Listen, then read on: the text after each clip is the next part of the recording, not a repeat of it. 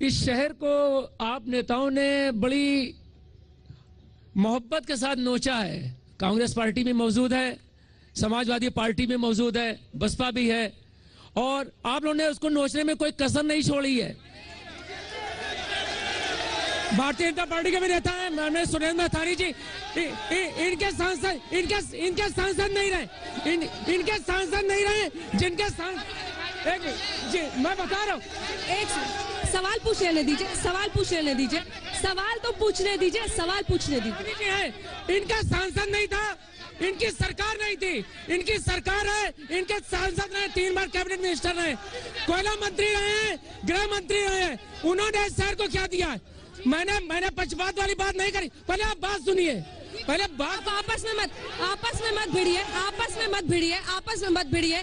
तो सवाल कितने गर्म है और कितने तीखे होने वाले हैं, ये तो सिर्फ बानगी भर है, क्योंकि आज कटघरे में हर नेता खड़ा होगा। लेकिन उससे पहले आपको दिखा देते हैं, उत्तर प्रदेश में 68 सीटों के लिए और उत्तराखंड में 69 सीटों के लिए आज वोटिंग हुई है। क्या कुछ वहां की रिपोर्ट है, पहले देख लीजिए।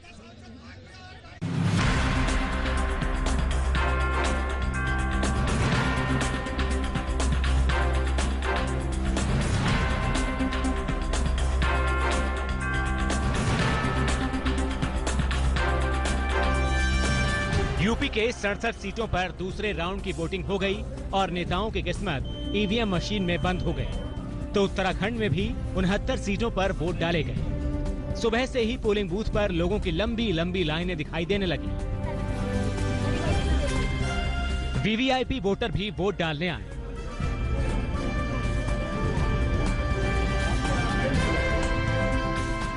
रामपुर में अब की बार आजम खान के बेटे भी स्वार सीट से मैदान में हैं। तो पूर्व केंद्रीय मंत्री जितिन प्रसाद ने शाहजहांपुर के तिलहर से चुनाव लड़ा है। यूपी और उत्तराखंड में राजनीतिक पार्टियों ने अपनी पूरी ताकत झोंक दी है। देखो, मैं जो है ना वो भविष्य वक्ता नहीं हूँ, लेकिन जो देश के का राजनीतिक मूड दिख रहा है वो सामान्य नहीं है। बातें की जा रही हैं और वो लोग कर रहे हैं जो जिस समय आपदा आई थी यहाँ दिखाई नहीं दिए थे, जिस समय हमारे घरों पर मरहम लगाने की जरूरत थी वो पूछने नहीं आए थे। कहते हैं कि जितना उन्होंने रामपुर को चमका दिया उतना वैसे रामपुर लोगों ने देखा अब जितना चमकाया है जनता उतनी ही चमका के वोट करेगी, पता लग जाएगा। अभी उनके पास कोई मुद्दा नहीं है, क्या कहें, और उन्हें भी तो कुछ ना कुछ कहना ही है। काम के बारे में वो कुछ कह नहीं सकते, बिजली, पानी, तालीम, किसी बारे में कुछ नहीं कह सकते। और अब आपको वोटिंग के कुछ अद्भुत रंग भी दिखाते हैं।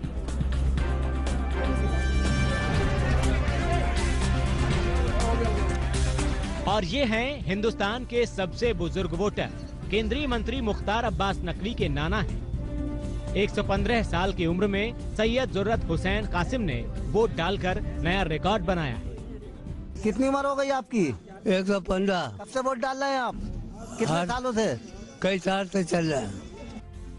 हम आपको बता दें कि यूपी के रुहेलखंड की 67 सीटों में से 40 सीटों का भविष्य मुस्लिम मतदाता तय करते हैं। इतना कोहरे में भी निकल आए आप लोग सुबह सुबह वोट करने।